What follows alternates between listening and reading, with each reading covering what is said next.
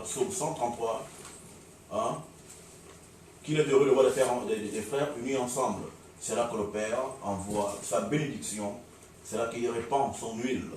Hein, voilà, donc, et l'huile là c'est l'esprit. Et quand on est réunis, le Père disponibilise l'esprit, et quand l'esprit est disponibilisé, c'est des guerriers, c'est des guerrières, c'est des championnes, c'est des champions qui sont mis sur pied. Car vous vous rappellerez lorsque les adeptes du Christ, lorsqu'ils n'avaient pas le Saint-Esprit, c'était des femmelettes, ils fuyaient devant tout danger. Hein, mais lorsque l'Esprit s'était répandu sur eux, c'était des gens qui étaient tout feu, tout flamme, remplis de courage et de détermination. Voilà, donc on a donc besoin de nous rassembler parce qu'après l'esclavage, c'est le rassemblement. Nous allons y arriver tout à l'heure déjà, mais je laisse la parole au frère Enoch. Frère, tu as la parole. Ben, je vous dis, bien arrivé chez vous. Vous n'êtes pas étranger pour moi, il n'y a personne qui est étranger ici. Vous êtes chez vous, vous êtes dans la présence de notre Père, tous ensemble. Je loue ce courage que vous avez pris pour pouvoir vous déplacer, c'est pas facile dans ce moment. Non seulement les transports, surtout à Paris, c'est compliqué. Mais vous avez bradé tout ce froid et tout ça pour être ici. Moi, je ne peux que dire une chose, je sais ce que vous voulez. Et vous allez la recevoir, vous ne serez pas déçus parce que c'est lui qui vous inspire, c'est lui qui vous pousse. Parce que faire une chose, c'est bien. Mais vouloir et le faire, c'est lui qui crée en nous. Donc, je suis convaincu que aujourd'hui, c'est un début de quelque chose qui est très grand et que chacun de nous aura une responsabilité parce que nous avons besoin de tout le monde. Nous avons besoin de tout et chacun de nous. Chacun doit venir avec la force qu'il a. Ce n'est pas une affaire d'Idokira et le serviteur Enoch, ce n'est pas notre affaire. C'est l'affaire du peuple. C'est pour cela que les Écritures de nos ancêtres disent « Mon peuple est détruit, faute de connaissance ». Il n'a pas dit « Ses serviteurs sont détruits, faute de connaissance ». Nous sommes tous des serviteurs et des servantes. Et nous devons prendre conscience de cela. C'est ensemble que nous pouvons relever cette dignité de l'homme originel que nous sommes, l'homme noir. Donc nous avons besoin de la force de qui que ce soit. Donc ce n'est pas comme cette tradition de l'église où on va appuyer en place et puis on est les spectateurs. Ici, il n'y a personne qui est spectateur. Nous sommes tous des acteurs. Et ça, vous prenez conscience de cela. Nous sommes tous des acteurs. Donc nous devons apporter une pierre à l'édifice. Tout et chacun de nous doit participer pour l'avancement de cette œuvre. Et nous avons du boulot. Et je suis convaincu que selon la détermination qui viendra de nous, on peut faire renverser toutes choses. Parce que nous avons, quand tu es dans la vérité, tu es plus fort que qui ce soit. La vérité, c'est une force. C'est l'identité parfaite des tatas. C'est ça qui est la vérité. C'est pour ça qu'il est écrit, vous connaîtrez la vérité. C'est-à-dire que le jour que vous allez prendre conscience de qui je suis et qui vous êtes, alors vous serez affranchis de toute oppression, de toute domination et de toute ignorance. Et à partir de cela, tu es un homme libre. Il n'y a que la liberté quand est-ce que tu connais la vérité. Or, la vérité, c'est l'identité parfaite des Tata, d'Admanga, des Nyat, des Lago. Donc, je crois que si nous sommes là aujourd'hui, ce n'est pas parce que il y a d'autres qui sont qui dans Guadeloupe, d'autres viennent de Marseille, de Toulouse, de partout. Pourquoi? Est-ce qu'il n'y avait pas d'autres choses là-bas pour pouvoir le faire? Si vous êtes venus là, c'est parce que vous avez compris une chose. La première délivrance, je vous dis une chose, c'est connaître son identité. Quand tu connais qui tu es, alors tu sais où tu vas.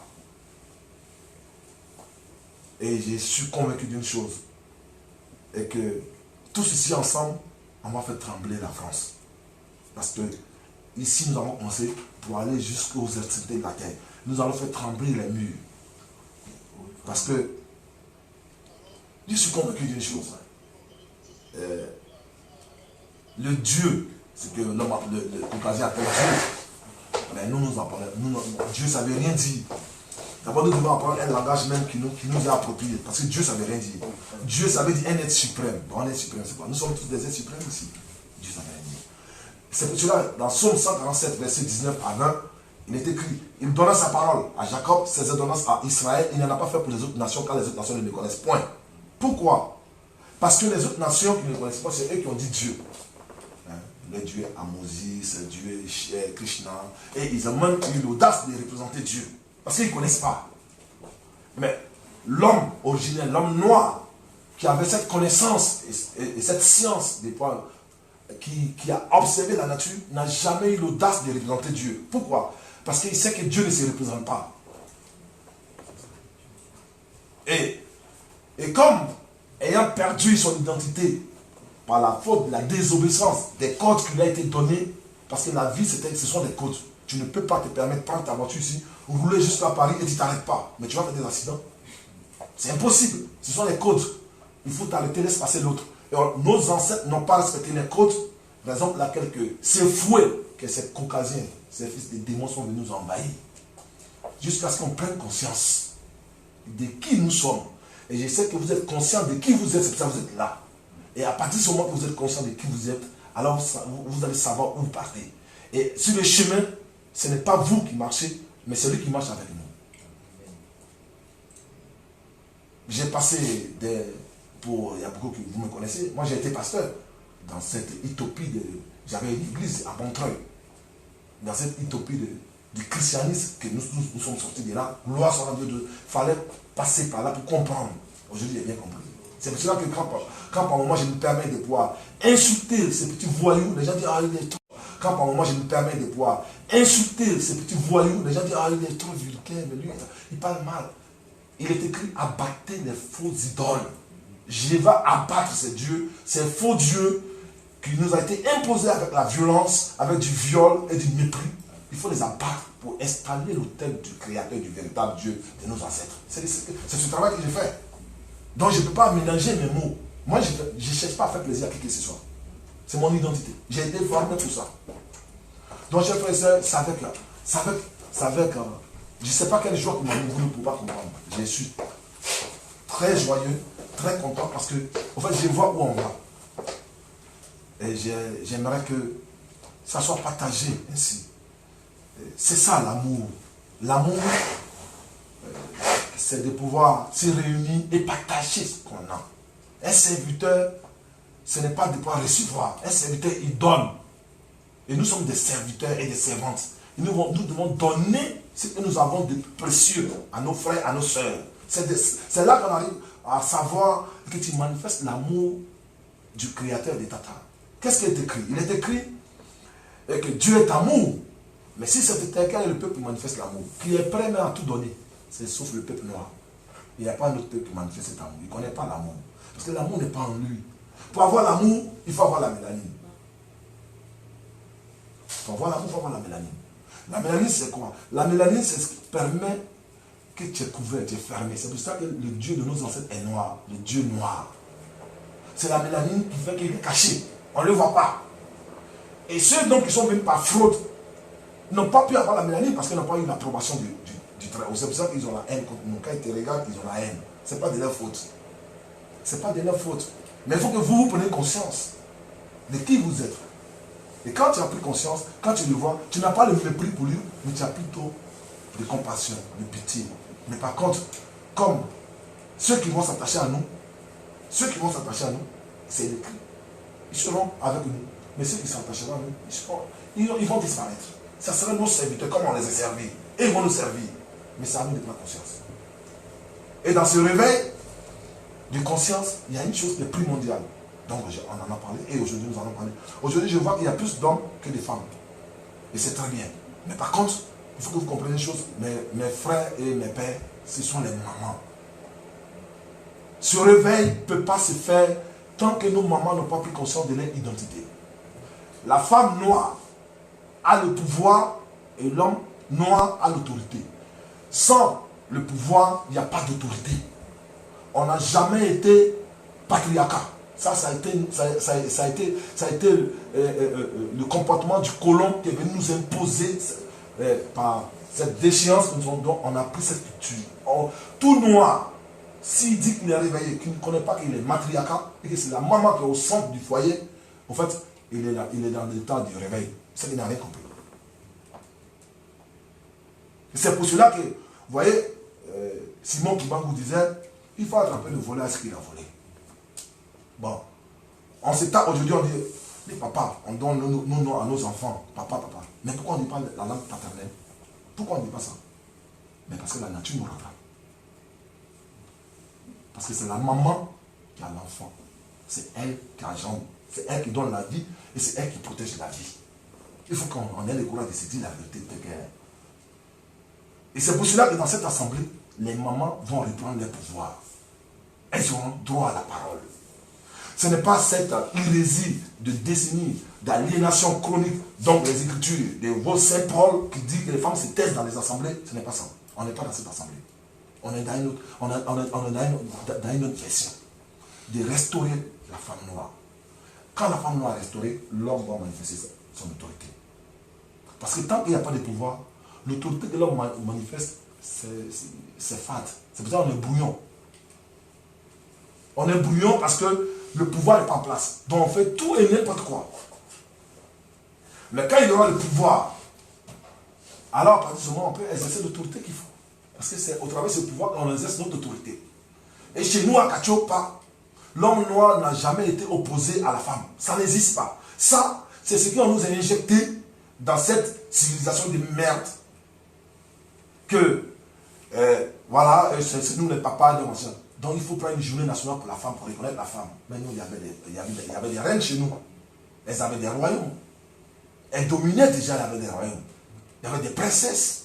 C'est pour ça que je vous dis qu'un homme ou une femme qui fait, sa fille va devenir Miss, c'est une prostituée intellectuelle que tu veux faire. On n'appelle pas une femme noire Miss. Ça, il faut que vous bannissiez ça de vos têtes. On appelle une femme noire une princesse et une reine. Miss, c'est pour eux. Parce qu'ils ne connaissent pas la loi. La loi, c'est pour nous. Donc, ils font le contrôle de la loi. Dans quel but? De détruire. Détruire, ruiner, égorger. Il est écrit quoi? Quand le diable vient, il dérobe, il vole et il tue. Voilà. Donc, chers frères et sœurs, je ne vais pas monopoliser la parole. Ici, nous ne sommes pas à l'église. Nous sommes dans un rassemblement du peuple qui a pris conscience de son identité. Donc, il y a les serviteurs qui sont devant. Mais nous sommes tous des serviteurs et des servantes ici. Ça ne vous sous-estimez pas. Hein? Ah oui, je vous dis, nous sommes tous des serviteurs et des servantes ici. Donc, chacun de nous a un don qui va se manifester au fur et à mesure. Et vous allez voir le talent que vous avez. Parce que je vais vous dire une chose. Quand quelqu'un vous dit qu'il va vous aider, en fait, il est en train de faire du mal. Et il est en train de désactiver en vous l'esprit qui va vous propulser à trouver la solution que vous-même vous pouvez trouver. Mais lui, il se dit, non, je vais vous aider. Donc, qu'est-ce que tu fais? Tu t'es désactivé, ok. De toute façon, il y a quelqu'un qui va m'aider. Donc, tu attends. C'est-à-dire que tu n'actives pas ton esprit pour trouver la solution. Donc, tu attends. Et voilà ce qu'on nous a fait. Et on devient des bons toutous. Parce qu'on attend aide. On attend que les autres vont nous aider. On attend que le frère vienne me donner pour que je puisse faire quelque chose. Mais tu as dit toi, tu as cette tête, tu as ces deux jambes, tu n'es pas handicapé, tu as tout, tu es riche. Tu as l'esprit en plus de cela. Qu'est-ce que tu attends encore? Lève-toi et marche. Moi je vous dis, si vous comprenez le message, c'est que nous devons nous lever comme un seul homme pour marcher. Il n'y a rien qui peut nous arrêter. Je vous dis bien, il n'y a rien qui peut nous arrêter. Rien. Parce qu'à partir de ce moment, on serait très fort. Vous voyez le lion, il joue son royauté. Quand est-ce que la proie s'isole, c'est là qu'il joue son royauté. Il ne peut pas attaquer le troupeau. Il ne peut pas attaquer le troupeau. C'est quand est-ce sa proie s'isole, c'est là qu'il s'acharne sur lui. Et puis il joue, il dit le roi de la forêt. Le plus faible aussi. Et c'est le plus faible d'abord choisi. Et puis il dit le roi de la forêt. Chers frères et sœurs, la nature nous enseigne la divinité du Créateur. La nature nous enseigne. Et c'est ce que nos parents ont fait. Ils ont observé la nature. Et ils ont tiré comme conclusion et qu'il y a un être suprême qui s'appelle Tata Zambé, qui s'appelle Admanga, qui s'appelle Nyat, qui s'appelle Lago. Et à partir de ce moment, ils se sont mis à écrire. est laissé pour nous enseigner. Il faut que vous preniez conscience qu'il n'y a que au milieu du peuple noir qu'il y a les fêtes des générations. Qu'est-ce qui est écrit dans votre Bible? Tous ces savoirs et toutes ces sciences, enseignez-les de génération en génération. Est-ce qu'il y a fait des générations en Europe ici? Vous avez déjà vu faire des générations quelque part chez les Palestiniens, ça n'existe pas. Nous sommes le peuple, le véritable peuple. Et qui Tata s'est choisi. Mais qui a perdu son identité. Et comme le frère l'a dit, c'est la 4e génération. Après l'esclavage, il a été dit dans les écritures de nos ancêtres, tes descendants seront en esclavage pendant 400 ans. Il n'a pas dit à 400 ans dans les délivrer. Mais, à la 4e génération, je les rassemblerai. C'est ce qu'on en fait. C'est ce qu'on en fait. À la 4e génération, je les rassemblerai et je les ferai sortir avec de grandes richesses. C'est nous qui sommes en train de poser cette fondation du rassemblement, maintenant, qui prend forme. Et c'est nos enfants qui vont reposséder tout ce que vous appelez la terre. Il faut que vous preniez conscience. Et pour arriver à cela, il faut qu'il y ait un rassemblement. Donc aujourd'hui, nous sommes rassemblés ici pour partager cette connaissance, cette peu de connaissance que nous avons reçue des part et d'autre. Et aussi partager l'amour, la fraternité vraie parmi nous, sans animosité. Et c'est dire les choses telles qu'elles sont. Voilà la raison pour laquelle que je vous dis, dans ma langue, Akwaba, encore même, bonne arrivée dans ce lieu. Que le Dieu de nos ancêtres vous bénisse, qui vous garde, qui vous fortifie, et que vous soyez des outils. Parce que le but, ce n'est pas que... Ici, d'abord, on est allé, c'est dire petit. Il faut qu'on explose ici. C'est-à-dire que c'est de prendre tout ici. Il faut que le monde sache que nous sommes debout comme un seul homme. Comme un seul homme. Et le lion qui verra, il ne peut pas attaquer. Parce qu'on est plus isolé. Il faut être libre pour pouvoir libérer tes frères.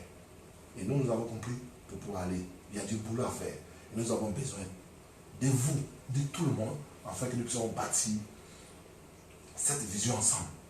De pouvoir aller partout. En Afrique, en Guadeloupe, où se trouvent nos frères. On serait sélectionnés, on va partir. 10, 20 personnes, on va aller partout dans le monde entier pour annoncer cette bonne nouvelle, c'est pas les nouvelles là, les nouvelles farfelues là, ça c'est pas bonne nouvelle. Nous c'est la bonne nouvelle de la renaissance du peuple originel. Et ça, il n'y a rien qui peut arrêter. Aujourd'hui vous venez de poser la fondation de ce que dans peu de temps qui va prendre de l'ampleur. Et vous êtes les acteurs. Chacun de vous est un acteur de ce que nous devons faire. C'est le temps maintenant de procéder, aller dans les maisons où se trouvent nos frères, les parler, les faire comprendre et les ramener. En fin de temps, ils vont venir, ils vont écouter. Waouh, j'ai jamais entendu ça. Eh bien oui, c'est le temps de rassemblement. Que la paix et la grâce soient sur vous. Je vous remercie. Écoute, on va quand même, hein.